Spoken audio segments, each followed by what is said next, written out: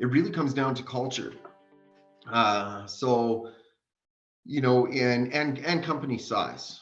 So BHP Billiton is something called HSEC1, and they're notorious for being very, very strict. So they've created an area where if you're a worker and you actually have a safety concern, you're going to be very, very scared to bring it up, because if it was someone around you that did something that was unsafe, they will immediately be terminated without question. You have oil companies who have terminated CEOs for failing drug and alcohol tests after partying the day before and flown out to the oil rigs. And they have no problem. Here's your $10 million. You're done. See you later. So if you're just a laborer, you're a millwright or something like that, you're for sure getting terminated. So the first thing we suggest to workers is, can you solve it yourself? Is it something that's inherent within what's going on around you? If you're not comfortable bringing it up, or is it something that has to be addressed? So during safety meetings, it's required that there's two-way communication. It's sort of your legislative responsibility under most legislation. So you could bring it up there. You could talk to your other workers about it to see what you can do. And if you're in a good culture, then you can just bring it straight to your supervisor and say, this ladder is a piece of junk. Like, can you just get us some? I drove over it with the truck. I'm sorry, but we can't use it anymore. And you don't have fear of reprisal, which is what some of these programs create.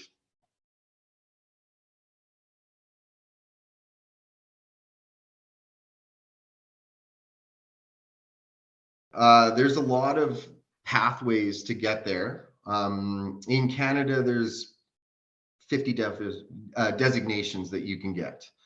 And the gold standard is, there actually is literally a gold standard. You can get your gold seal in construction safety and resource management and things like that. I would say the top things for myself, what we like to see is experience. I'm an old guy, as you can see by my hairline. It's all going, and the gray in the beard. And the way I grew up, in Saskatchewan, and a little bit of rural background, and then firefighting. I'd rather see people start at the bottom and work, and then start taking courses. But if it's tough to get into the industry, the Alberta Construction Safety Association has a health and safety administrator where you need no experience. There's managing core and C-core for companies, that type of thing. University of Fredericton has a very well accepted, nationally recognized program where they have diploma and certificate. You have to excuse me, I don't know if they have a degree yet. Universities don't really offer a good, healthy background in health and safety, although you can take those courses. But there's no true degree. Public safety is more about policing and cultures, and an entirely different side than anything in the resource. And getting a trade, frankly, get off your butt, go work, go pick up the tools. And if you really want to be a safety person, you get a lot more respect in the end if they know you know what a pipe is and what a chain fall is, and how much it sucks to work in minus 45 in northern Alberta for 42 days straight.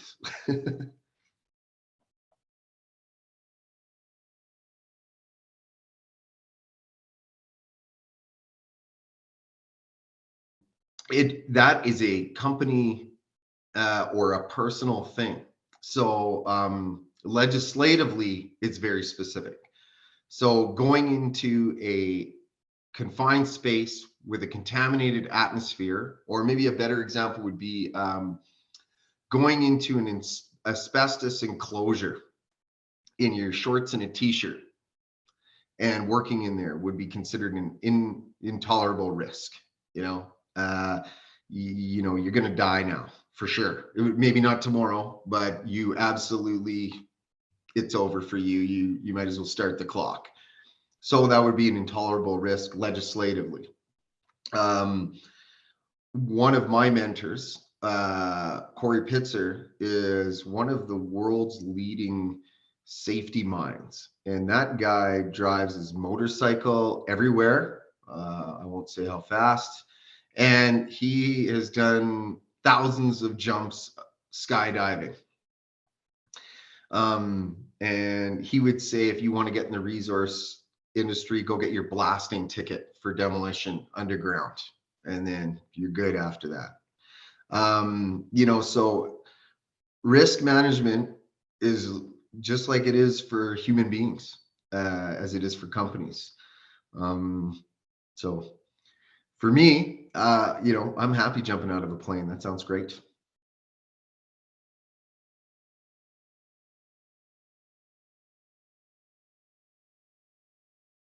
A lot of industries require you to do your hazard assessment, or these terminologies are insane. There's no industry standard amongst anywhere, but to do it before. But what you're really asking is does near miss reporting help a safety culture? So near miss reporting is absolutely considered a benchmark in a lot of say philosophical thought on how well a safety program is performing or how healthy it is. One of my clients never reports near misses, and they say they never happen, and today they flooded out their entire building. So, but no incidents at all, and no incident report for that. So then you kind of encourage them, hey, if your whole building flooded, it was probably an incident. So I would say they got a long ways to go to kind of understand where they need to be. And near miss reporting is great as long as you don't tie a reward to it. Because if you're saying everyone gets a free, jacket, or, after a year we're going to draw for a Tesla, then yeah, you're going to get all sorts of crazy things. And I guess that sounds crazy, but a lot of companies tie CEOs' bonuses, which you absolutely could buy many, many Teslas with, directly to their safety performance. And once you do that, what you've created is someone who's buying into a different version of Mission Zero. Some companies we worked with will fire workers who have an incident and then bury it. And so that has all sorts of different consequences, frankly. But outside of the legal ones, that's people are so scared to do anything. So if you can encourage workers to report near misses and then try not to fire them for it or chastise them for it, you usually find some good success there.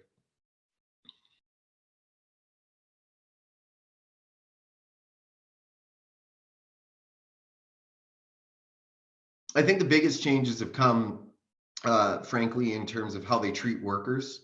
And so you're talking about mental health, discrimination, although those types of things are always arguable. But mental health is a big push in the last few years, where people are very concerned with how other people are, how they're doing.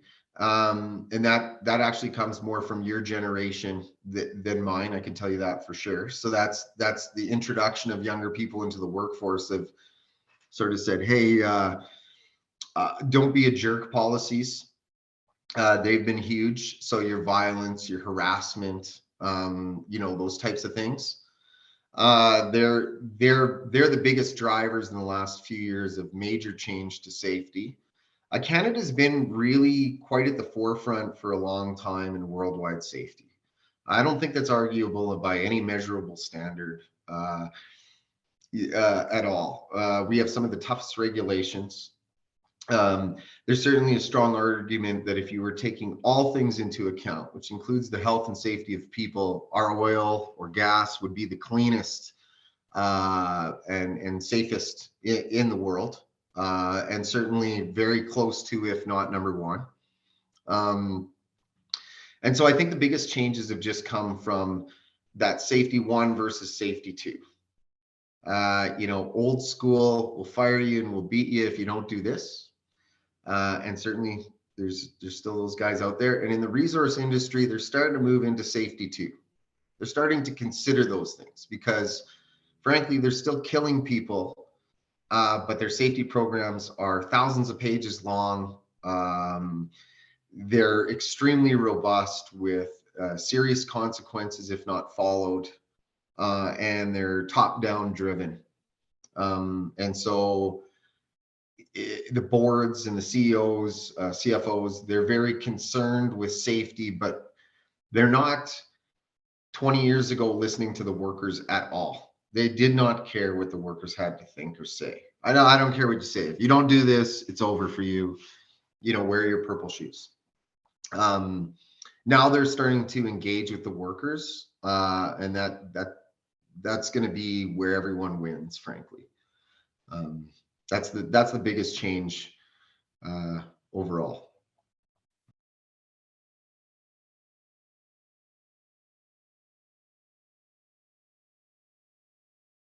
Well, I think clarity of the regulations within the resource industry would be fantastic, both in the environmental side and the safety side. I mean, honestly, I can't tell you how convoluted and ridiculous they can be, where we might spend 8 hours trying to figure out a problem that should have been just in black and white in 5 minutes. A great example is, what height do you have to tie off at? So it's such a silly thing, and then, it really matters, are you federal? Are you provincial? What are you doing? What's below you? What color is the sky? We're going through one right now where if you are in a grain bin, and there's product in there and dust and an auger, then it's 4 feet. Even if there's only 2 feet of product in there, or if you're stepping on the product, you have to be tied off. Like the regulations are so difficult for people to understand, which I shouldn't complain too much because it keeps me employed. But it really, the common person just can't get through them, and that's a real sign that they don't understand. If you want to start a company up tomorrow and you want to service wells, you're going to have to spend months learning this stuff when really that's not reasonable, and it's a deterrent to small business, and it's a deterrent to resource development, because people are very nervous about what are the regulations? What does this mean? How do I get through them? There's only 5 of us, and now we have to employ some safety yahoo to come in here and explain all this to us full time all day. And the bid processes are so complicated because the regulations are so ridiculous. And so we'd really like to see the governments, clarify their position and why they're doing it, and have better consultation, not with the companies, but with the workers, and create a better ground up so that they force you to have a health and safety committee, and every company's got to submit their information, and not one person in the government has ever read any of it. So, it's a ridiculous notion. So I'd like to see a little bit changes in there. Definitely. Yeah. Clarity and conciseness is so important. I don't know if you're familiar with The Office, but I was certainly reminded of the quote from Kevin. He says, why waste time, say a lot word when few word do trick. So we're just keeping it short. Thank you, everybody. Thank you so much, Mike, for your time today. I think that about sums us up for today. Well, thanks for having me. So happy to. Anytime. All right, everybody. Thank you for attending and asking questions. We really enjoyed this one today, and take care in the meantime.